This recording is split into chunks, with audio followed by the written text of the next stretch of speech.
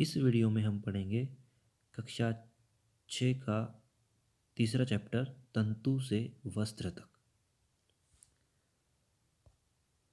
सबसे पहले वस्त्र एक परिचय। देखिए, प्राचीन समय में लोग पेड़ की छाल से अपने शरीर को ढकते थे। धीरे धीरे खेती करके कपास जैसे प्राकृतिक रेशे उगाने शुरू किए और फिर उनसे वस्त्र बनाने आरंभ किए गए। और धीरे धीरे जैसे जैसे तकनीकी बढ़ती गई, आज मनुष्य ने कृत्रिम रेशों का निर्माण करना भी शुरू कर दिया है। इस चैप्टर में हम वस्त्र के बारे में सीखेंगे। वस्त्र किससे बनता है वो सीखेंगे। तंतु या रेशे कितने प्रकार के होते हैं वो जानेंगे। और साथ में प्राकृतिक रेशों से किस तरह से वस्त्र बनते हैं वो सीखेंगे। ये सारी चीज़ें हम एक एक करके सीखेंगे, स्टेप बाय स्टेप। सबसे पहले कपड़े की संरचना। देखिए, कोई भी कपड़ा आप अपने आसपास देखते हैं वो धागे से बनता है। आप किसी कपड़े को, पुराने कपड़े में से धागे निकाल के देखेंगे तो आपको धागे निकल जाएंगे उसमें से। तो कपड़े धागे से बनते हैं। धागे जो हैं, धागे का और छोटा जो भाग होता है वो तंतु होता है। एक धागे के अंदर बहुत सारे तंतु होते हैं, या फिर मैं ऐसे कहूँ कि बहुत सारे तंतु मिलकर धागे का निर्माण करते हैं।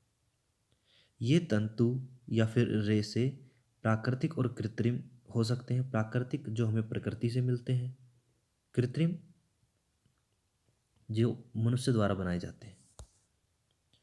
देखिए, एक कपड़े की संरचना है, उसको थोड़ा सा जूम करके दिखाया गया है। इसमें आपको अलग अलग धागे नज़र आ रहे हैं। अगर इसको मैं थोड़ा सा और जूम करूं तो मेरे को धागे के अंदर भी छोटी छोटी संरचनाएं नज़र आ रही हैं। यही संरचनाएं जो हैं वो तंतु हैं। ये जो आपको डायग्राम दिख रहा है ये एक धागे का डायग्राम है। इस धागे के अंदर कितने सारे तंतु हैं। तो एक धागा तंतु से बनता है और धागों को मिलाकर हम कपड़े का निर्माण करते हैं। ये कपड़े की संरचना है। अब तंतु दो प्रकार के होते हैं, जैसा कि आपको बताया। प्राकृतिक तंतु, जो तंतु हमें प्रकृति से प्राप्त होते हैं, जैसे कपास, रेशम, पटसन या जूट। ये हमें पेड़ पौधों से और प्रकृति से प्राप्त होते हैं, इनको हम प्राकृतिक तंतु कहते हैं। वहीं जो मानव द्वारा निर्मित तंतु हैं, जैसे नायलॉन, रेयॉन, पॉलिएस्टर, ये सब संश्लेषित तंतु कहलाते हैं। इस चैप्टर में हम केवल प्राकृतिक तंतुओं पर ही फोकस रहेंगे। जो संश्लेषित तंतु है इनको हम आने वाली क्लासेस जैसे 7वीं 8वीं में पढ़ेंगे। सबसे पहले जो हमारा प्राकृतिक एक तंतु है वो है रुई या कपास से बना हुआ धागा। हम उसके बारे में सीखते हैं। सबसे पहला है रुई या कपास से वस्त्र। हम इस स्लाइड में रुई या कपास जो हम खेतों से प्राप्त करते हैं उससे कपड़े बनाने तक की प्रक्रिया को सीखेंगे। देखिए, रुई एक प्राकृतिक तंतु है जो कपास के पौधे पर लगता है। कपास का जो पौधा है, कपास की जो फसल है, वो उष्ण मौसम अर्थात गर्म मौसम में होती है और साथ में काली मिट्टी में होती है। इसको मध्यम वर्षा की ज़रूरत पड़ती है। उसे फूलने के बाद, कपास जब फूल जाती है, उसके जो बल्ब होते हैं उनमें से सफ़ेद सफ़ेद जब रुई बन जाती है तो वो फूल जाती है। उसके फूल जाने के बाद उसके बाकी के कार्य, जैसे उसको ओटना, कातना और बुनाई आदि की जाती है। इन सब के बाद उससे वस्त्र बनाए जाते हैं। हम एक एक करके सीखते हैं कि कपास से वस्त्र किस तरह से बनते हैं। सबसे पहला जो चरण है वो हमारा है रुई बिनना। रुई बिनने का अर्थ है कि खेत में जो कपास उगाई जाती है उसके पकने के बाद जब रुई बन जाती है तो खेत में से कपास को चुनना, ये हाथ द्वारा किया जाता है। इसको खेत में जाके हाथों से चुना जाता है। इस प्रक्रिया को हम रुई बिनना कहते हैं। दूसरा स्टेप है ओटना। ओटना का अर्थ है कि जो रुई हमने बिनी थी उसके अंदर जो बीज होते हैं, बीज को और रुई को अलग अलग करने की जो प्रक्रिया है उसको ओटना कहते हैं। कपास के बिने हुए रुई से, रुई और उसके बीज, कपास का जो बीज होता है उसको बिनोला कहा जाता है। इनको अलग अलग करने की जो प्रक्रिया है उसे हम ओटना कहते हैं। देखिए, इस चित्र के माध्यम से आप ओटना की प्रक्रिया को समझ सकते हो। यह एक कंघी जैसी संरचना है जिसकी मदद से बीज को और रुई को अलग अलग किया जाता है, और बीज और रुई को अलग अलग करने की प्रक्रिया कपास ओटना कहलाती है। इसके बाद तीसरा चरण है कातना। कातने का अर्थ होता है जो रुई हमने बीज से अलग कर ली थी उस रुई से धागा बनाने की जो प्रक्रिया है उसको हम कातना कहते हैं। ध्यान रखिएगा, ये काटना नहीं है, ये कातना है। जैसे कातना, रुई से धागा बनाने की जो प्रक्रिया है या कातने की जो प्रक्रिया है, उसके लिए हम दो चीज़ों का इस्तेमाल करते हैं पुराने ज़माने में। सबसे पहला है तकली।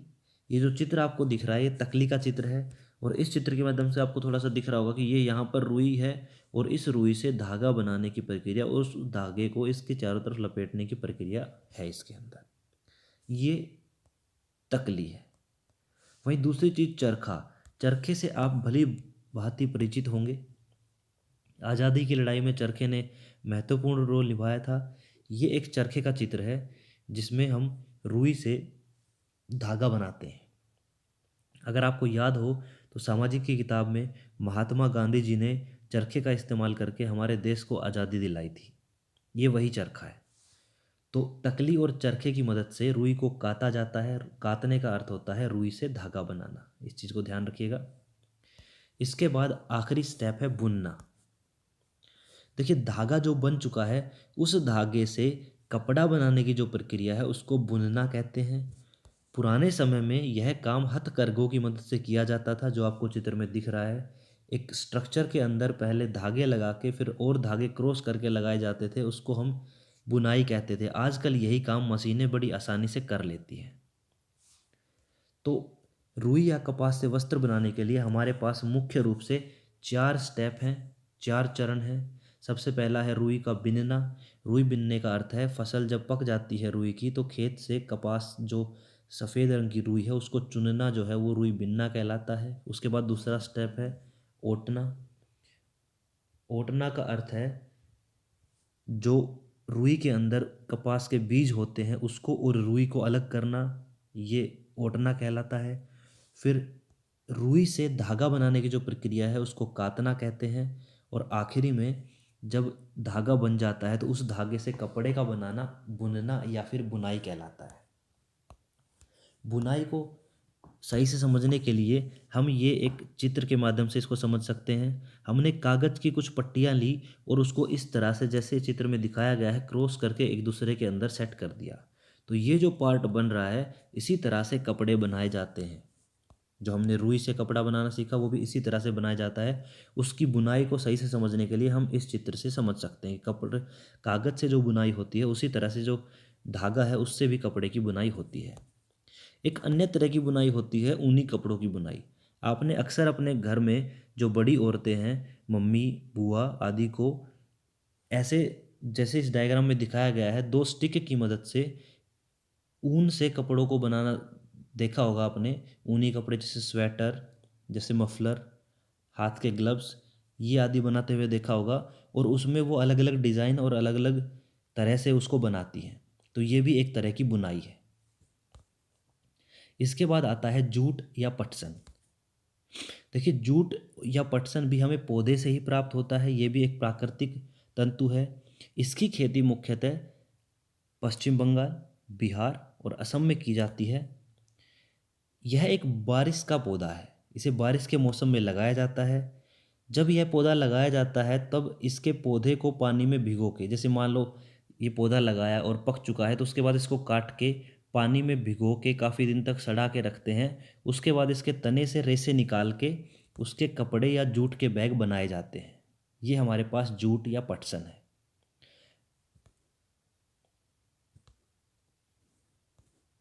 इस चैप्टर में हमने क्या क्या पढ़ा है वो एक बार समराइज़ कर लेते हैं, इसकी समरी बना लेते हैं। सबसे पहले हमने देखा कपड़े का परिचय, जिसमें हमने पढ़ा था कि पुराने ज़माने में लोग पेड़ों की छाल से काम चला लेते थे, लेकिन अब धीरे धीरे जैसे जैसे तकनीकी बढ़ती जा रही है, पहले लोगों ने प्राकृतिक तंतु जैसे कि कपास, पटसन आदि उगाना शुरू किए और कुछ समय पश्चात संश्लेषित तंतु भी बनाना शुरू किए।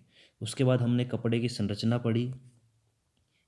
उसके बाद हमने धागा या तंतु के बारे में सीखा।